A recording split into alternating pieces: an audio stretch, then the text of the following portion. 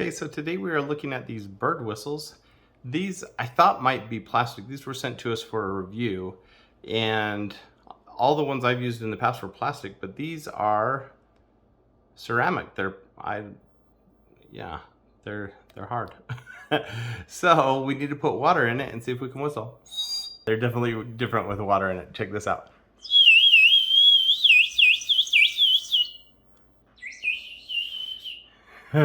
So they're really cool. Make this fun little bird whistle.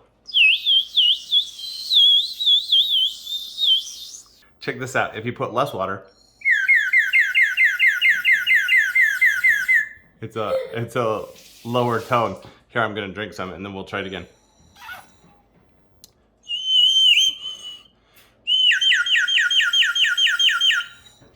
So cool. Cool little birds, and there's a bunch of different colors and styles.